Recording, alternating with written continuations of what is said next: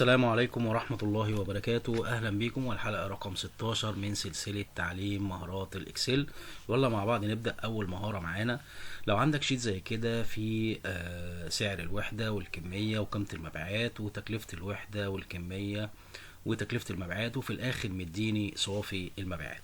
في أوقات كتير أنا ببقى عايز أغير صافي المبيعات، يعني المستهدف بتاعي مثلا عايز أحقق صافي مبيعات 45,000، بناء على إن أنا أغير يا سعر الوحدة يا الكمية اللي أنا هبيعها، أو أقلل تكلفة الوحدة أو الكمية.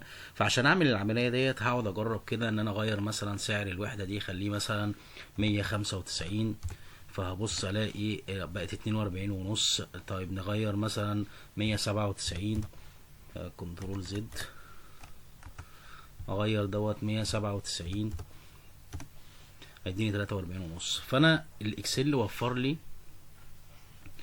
لي اداة مهمة جدا، وهي اداة جول سيك. جول سيك دي بجيبها منين؟ بجيب من داتا وات اف اناليسيز، وبختار جول سيك. بقول له والله انا عايز اغير صافي المبيعات ده هنا في الخانة دي. ويا جماعة المستهدف ده لازم يكون ناتج معادلة، يعني ناتج معادلة. هو الناتج هنا عندي المعادلة اللي هو عبارة عن قيمة المبيعات ناقص تكلفة المبيعات. تمام، ما ينفعش يبقى رقم كده انت حاطه بايدك، يعني ناتج رقم ناتج عن عملية حسابية. تمام، انا عايز اغير الفاليو ديت واخليها مثلا 45,000 جنيه.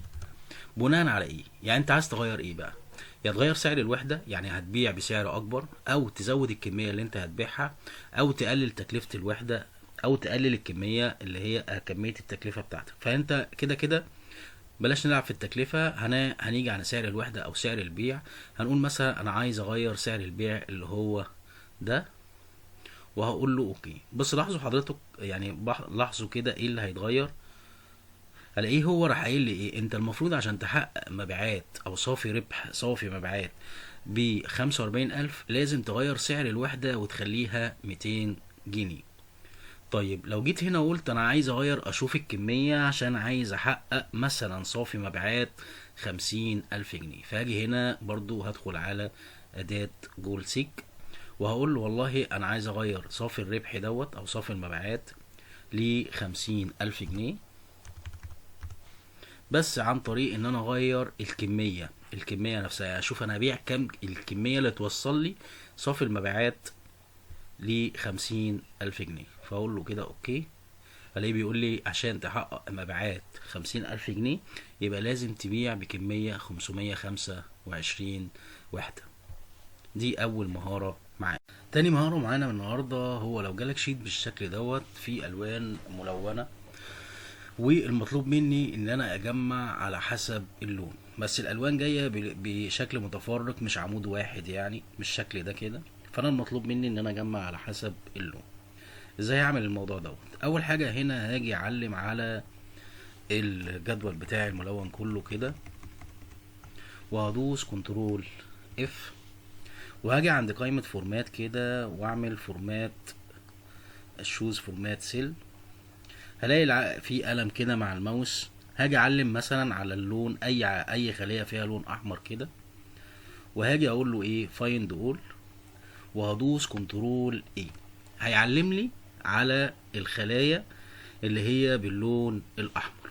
تمام، واجي على قائمه فورميولاز، وهاجي على مانج نيم مانجر، وهقول له نيو. هقول له انا هسمي الخلايا اللي هي باللون الاحمر دي لون ريد مثلا او احمر، وهقول له اوكي. تمام، واقفل كده، وهقفل دي كمان. لو جيت هنا كده وقلت يساوي صم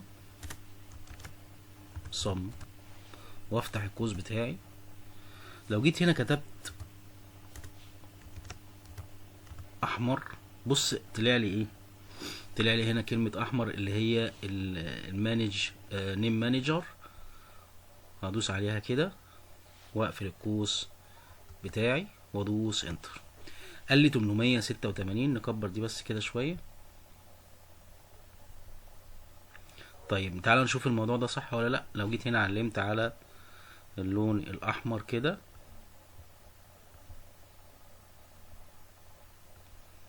هلاقي الناتج فعلا 886. تعالوا نعمل نفس الموضوع على الخلية او الخلايا اللي هي باللون الاصفر. هدوس كنترول اف واجي على قائمة فورمات واقول له تشوز فورمات فروم سيل. اعلم بقى على الخلايا، اي خلية باللون الاصفر، واقول له فايند اول وادوس كنترول ايه عشان يحدد لي كل الخلايا اللي باللون الاصفر، واروح على قائمة فيرميولاز نيم مانجر.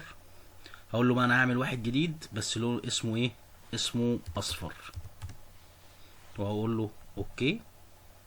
هقفل دي كده، هاجي هنا اقول يساوي صم وافتح القوس بتاعي وهكتب اصفر. طلع لي الاصفر ده كده.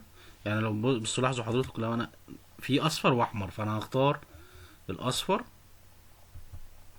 وهقفل القوس بتاعي وادوس انتر.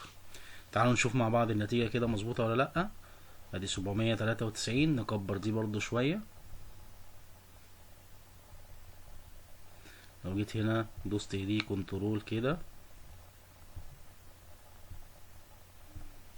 793. بس كده خلاص. ده نهاية حلقتنا النهاردة. أرجو إن يكون الفيديو عجبكم، وما تنسوش دعم القناة بالاشتراك في القناة وتفعيل الجرس عشان يوصلكم كل جديد. وشكرا جزيلا لكم، والسلام عليكم ورحمة الله وبركاته.